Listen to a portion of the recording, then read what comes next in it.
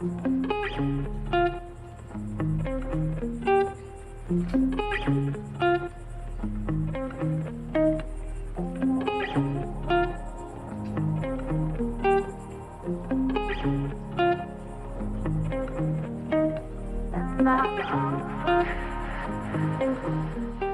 everybody, we are Frank and Leslie Coles, and we hail from a small landlocked country in the southern part of Africa. At the time we were born, at the end of the 50s, the country was called Rhodesia.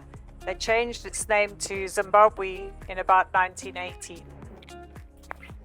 Frank grew up in the resort town called Kariwa, and I grew up in a farming community called Beaufort, only 70 miles away. But in the 1970s, that was a very long way to travel to see each other.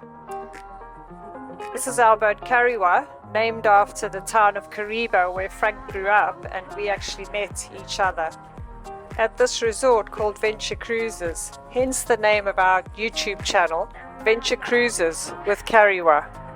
The logo for the boat is that of Nyami Nyami. Nyami Nyami is the river god of the Zambezi River, where Lake Kariwa is built. Since we bought the boat, we've been making a few repairs, finalizing a few upgrades, and just preparing the boat for venture cruising. Our first venture cruise is going to be heading north from West Top Beach. We don't know for how long or how far, but first stop, Fernandina Beach, an overnight trip, so we should arrive there around 7 in the morning.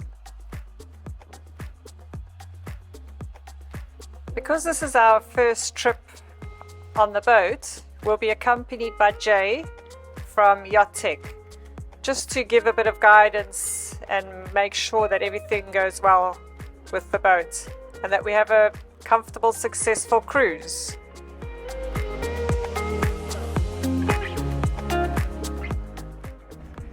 As a complete newbie to seafaring, I was a bit nervous, but we had Jay along, and as you'll find later in the video, Frank knows his stuff, so in reality I had nothing to worry about.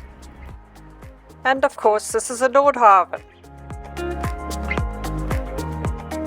As it was late evening, cruise ships were around, the sun was setting, and the sea looked lovely and calm. I think we're going to have a lovely trip overnight.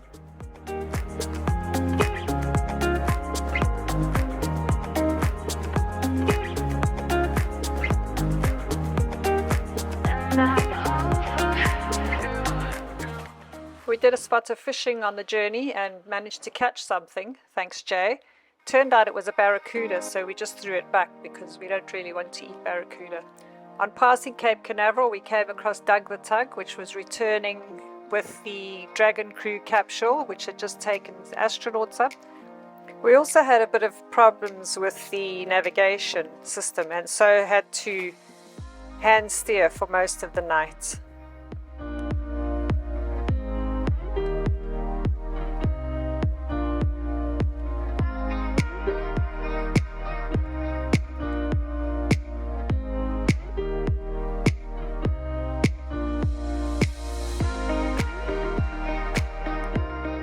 After we tied up in Fernandina Beach, we bid farewell to Jay. Thanks for your help, Jay. We really appreciate it.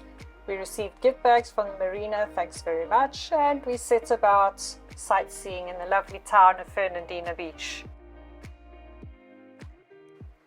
We also had to have the satellite compass replaced, which was the cause of the loss of navigation on the trip up. Next, we headed north towards Thunderbolt Marina, which is about a 2-hour journey along the waterways once you enter the Savannah River.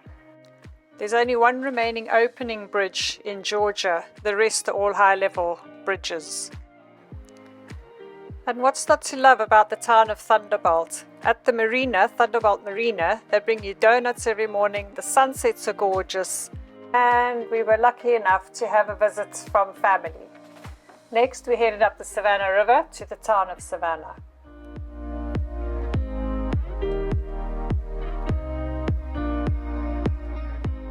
For those that don't know, Frank has spent his entire career in the maritime industry. Initially he went to sea, became a master mariner, and after 12 years he left the sea and went on to become a maritime lawyer. He worked as a maritime lawyer in London and in Hong Kong for a while, and then went on to run a few maritime technology companies. His last job was running a shipping company in Hong Kong, where they did technical management for ships similar to the one that you see us following. All the insert ships are from Hong Kong, just pictures that we took while we were living in Hong Kong and sailing around on our sailboat that we had in Hong Kong. The little sailboat here is not us.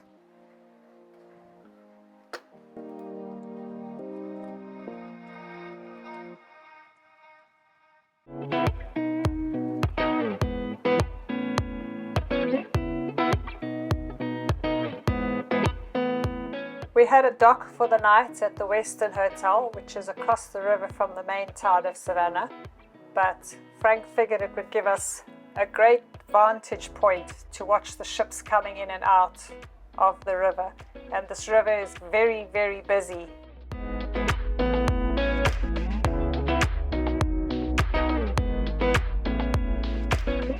So we spent the rest of the afternoon watching the shipping industry in action. There was no end of ships coming in and out from the port of Savannah.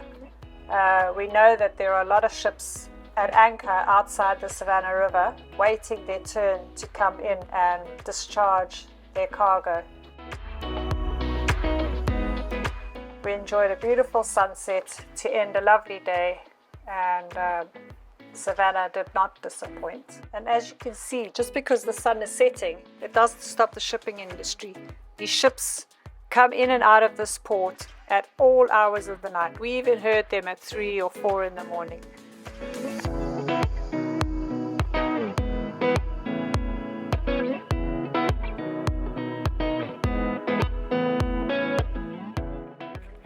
So while the shipping industry never rests, Kariwa did have a rest in Savannah.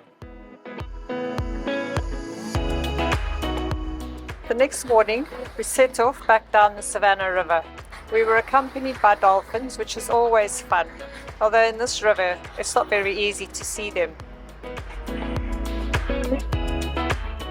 Once we were outside the Savannah River back in the ocean, we drifted near the anchorage where all the ships are waiting their turn to go into port. Frank has been quite a vocal advocate for seafarers' rights during the pandemic. We counted over 20 ships out in the anchorage awaiting their turn to go into the port. And once we left the anchorage, we headed on up to the Colleton River, enjoyed beautiful sunsets, beautiful sunrises, the occasional storm where we could hardly see the land, which was only 100 yards away. And of course, after every storm, there's a rainbow, even if it's not totally visible.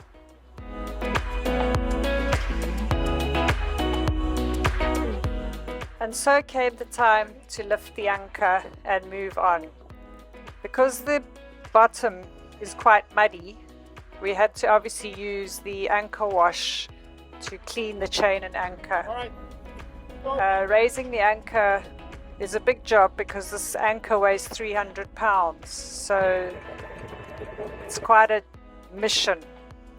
And of course it's early morning, so the no-see-ums were out in full force. The anchor is motherfucking huge! I don't think it's the same anchor that went down. That's pretty clean, pretty big and pretty clean. I don't know. Right. Go.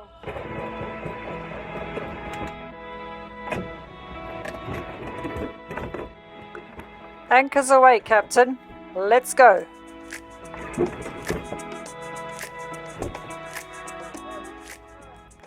Next stop, Beaufort, South Carolina. Oops, looks like somebody hit the bridge.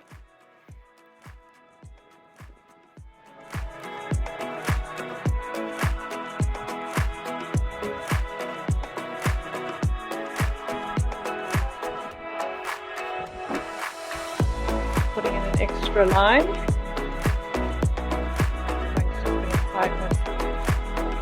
Just make sure that he does the line. Yes. We like to see it.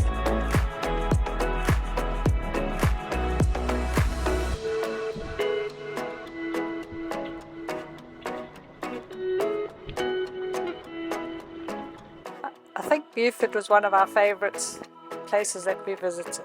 Nice food, lovely tree walks. But before we knew it, time to hit the high seas. And boy, did we have high seas. We had 25 knots on the beam, and you can see that by the way the boat leans over periodically. However, this is a Nordhavn, so this newbie had nothing to fear. And the journey was actually not too bad, quite comfortable for the next 3 days.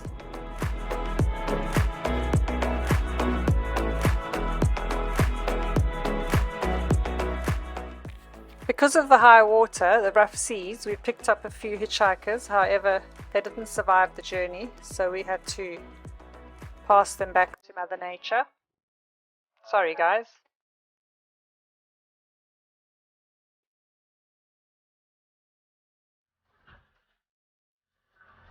And so the first venture cruise on Kariwa comes to an end.